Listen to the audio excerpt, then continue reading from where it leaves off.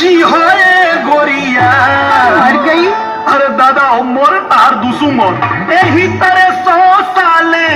जी हाँ हमर गोरिया जी हो तो दिल हमरो के हमरो के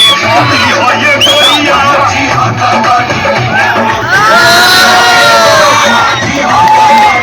एही तरह 100 साल जी हाँ ये गोरिया जी हो तो नी हमरो के जी हो तो नी हमरो के दी हो ये गोरिया जी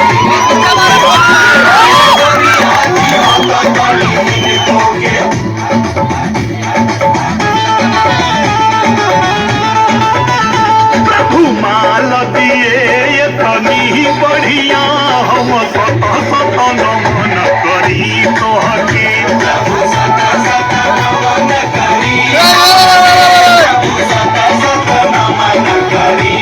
प्रभु माल दिए ये तनी बढ़िया हम सत सत नमन करी तोहके मेहरारू दिहला हुआ परी अब छौना चाहिए हमके हई रई रई रई रई हई देखो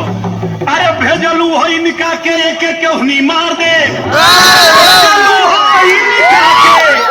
यदि एक एक केहनी मार दे तो साच कहतानी इनकर पीठ पर ले फाड़ दे सुई डोरा लेके इनकर सुई डोरा लेके इनकर सुई डोरा लेके फेरू सिंहे हो गोरिया जी हो तो तनी हमरो के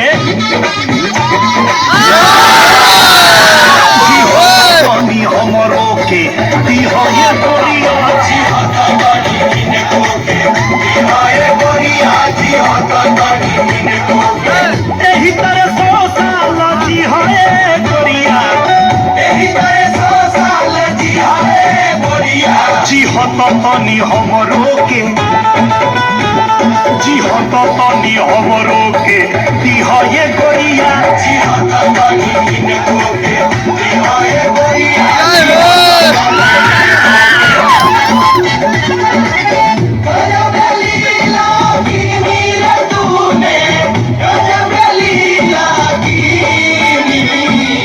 सीधे यमराज से छीनी रे साया जीवन में दीनी रे हमर धोती सावित्री खुशी के मारे आंसू निकल गए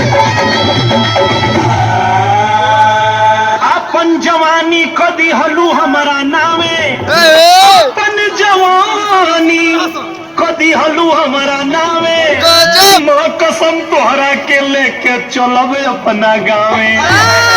गाँव गिरहस्थी में जी हाय गोरिया अरे गाँव के मजा खूबे लिहाए गोरिया जी हो तो तनी हमरो के जी हो तो तनी हमरो के दी हो ये गोरिया जी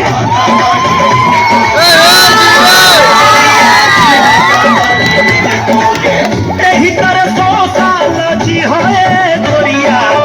एही तरह 100 साल जी हो ये गोरिया जी हो तो तनी हमरो के जी हो तो तनी हमरो के दी हो ये गोरिया जी हो तो तनी इनको के दी हो